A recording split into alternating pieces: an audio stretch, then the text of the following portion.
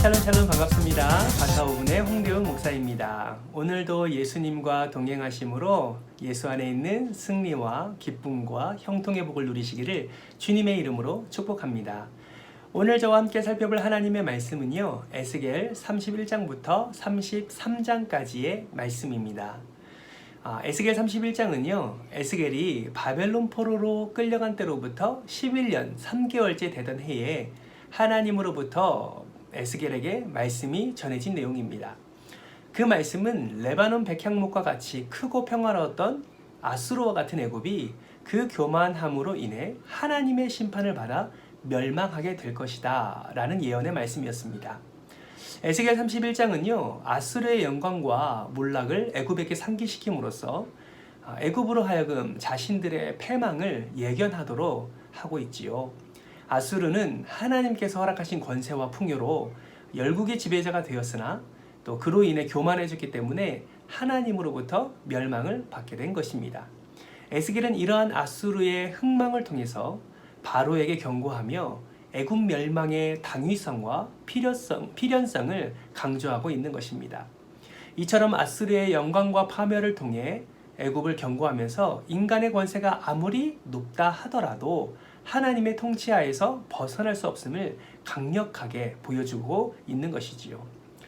에스겔 29장부터 31장까지는 애굽과 애굽의 백성들이 지은 죄악, 그리고 그 죄악으로 인해 받게 될 진노의 심판을 언급하였다면 에스겔 32장은 애굽 왕에 대한 심판의 내용이 언급되어 있습니다. 이는 애굽과 그리고 이방 심판 예언의 최종적인 결론이라고 할 수 있지요. 에스겔 32장에 와서는요, 선지자가 심판의 대상을 왕과 백성으로 분리시키고 있는데요. 그 이유는 선지자가 이전의 내용들에서는 애굽의 심판의 원인을 공동체적인 성격을 가지고 있는 것으로 본 데 비해서 에스겔 32장에서는 심판의 책임을 더욱 개인화 그리고 세분화시킨 데서 비롯된 것을 우리는 확인할 수가 있습니다. 그러나 이런 분리가 왕과 백성들의 최종적인 심판의 양상이 다르게 나타날 것을 의미하지는 않습니다. 다만 그들이 이 세상 역사 속에서 담당한 역할이 다르기 때문에 각기 다른 책임을 묻고 있다라는 것이죠. 에스겔 32장에서는요, 선지자는 다른 이방 국가들에 대한 심판 예언과는 달리 애굽의 최종적 상태를 이 세상 질서를 벗어난 수월의 상태로 묘사함으로써 하나님을 거부하는 세력들의 최후에 대하여 경고하고 있습니다. 에스겔 32장을 구체적으로 살펴보면 1절에서 16절까지는 온 애굽 왕을 향한 예언을 담고 있고요. 17절에서 32절까지는 애굽 백성들을 향한 예언을 담고 있는 것을 볼 수가 있습니다. 에스겔 33장은요, 이스라엘의 미래 회복에 대한 첫 번째 예언으로서 에스겔의 소명과 관련하여서 이스라엘의 현재적 상황을 서술하고 있습니다. 이러한 내용으로 1절부터 9절까지는 파수꾼의 임무에 대해서 언급하고 있고요. 10절에서 20절까지는 회개를 촉구하는 것을 확인할 수가 있습니다.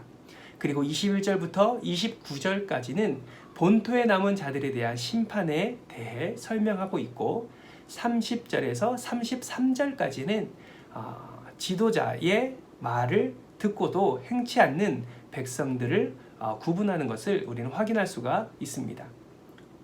에스겔 33장을 통해서 여호와의 변함없는 사랑에도 불구하고 이스라엘 백성들의 반역은 시간이 지날수록 점차적으로 심각해져 있음을 확인할 수 있는 것입니다.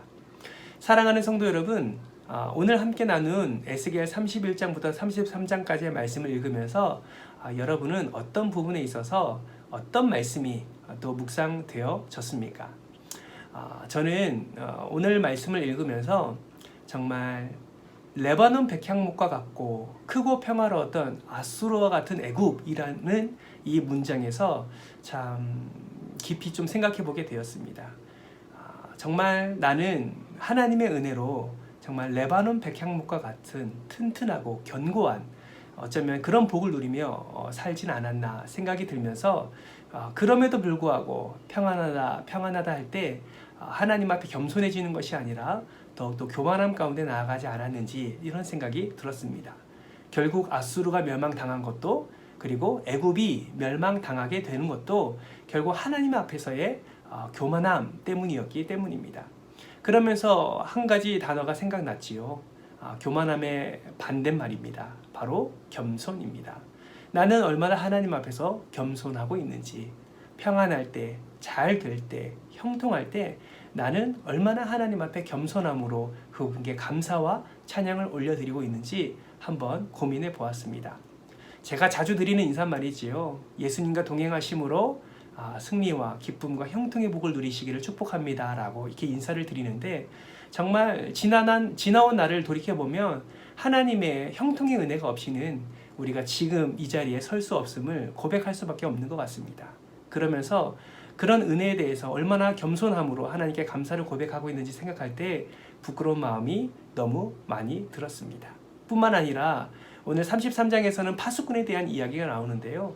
결국 오늘날 하나님의 백성들에게 하나님의 나라 그리스도의 몸된 교회를 잘 세워나가기 위하여서 우리에게 파수꾼과 같은 역할을 우리에게 허락해 주신 줄 압니다. 그런 가운데 우리는 얼마나 파수꾼의 역할을 겸손함으로 잘 감당하고 있는지 다시 한번 생각해 보게 되었습니다. 사랑하는 성도 여러분, 하나님께서는요, 하나님의 백성을 통해서 하나님의 나라를 이루어 가십니다. 하나님께서는 하나님의 백성이 죄를 범할 때는 단호하게 인내하시지만 그 때가 되면 단호하게 하나님의 공의를 나타내시지만 결국 그 자를 다시금 회복시키셔서 하나님의 나라를 온전히 이루어 나가시는 분이 바로 저와 여러분의 하나님이다 라는 것이죠. 여러분, 백향목 같은 튼튼하고 견고한 그런 삶과 인생과 사역을 감당하고 있다면 이럴 때일수록 우리가 더욱더 겸손함으로 하나님께 나아가 하나님께는 영광이요 우리에게는 겸손함을 통해서 누리는 그 복과 은혜를 누리는 저와 여러분이 되셨으면 좋겠습니다. 멸망이라는 단어보다 하나님 앞에 귀히 쓰임받고 회복되고 또 하나님으로 부어주시는 그 은혜를 누리면서 하나님의 그 세우심의 은혜를 경험하는 저와 여러분이 되었으면 좋겠습니다.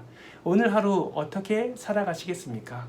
오늘도 어쩌면 하나님은 여러분의 삶을 레바논 백향목과 같이 크고 평안한 길로 인도해 주실 터인데 그 길을 걸어가면서 그 은혜를 걸어가면서 여러분은 어떠한 모습으로 하나님께 나아가시겠습니까? 바라고 소망하기는 오늘도 하나님의 파수꾼으로 또 하나님의 나라를 세워가며 또 하나님의 백성들을 세워가는 겸손함으로 그 사명을 감당하는 저와 여러분 되시길 주님의 이름으로 축복합니다. 오늘 하루도 기쁨과 평안과 형통의 복을 누리시며 하나님의 은혜 가운데 저자들은 복된 하루가 되시길 축복합니다. 감사합니다.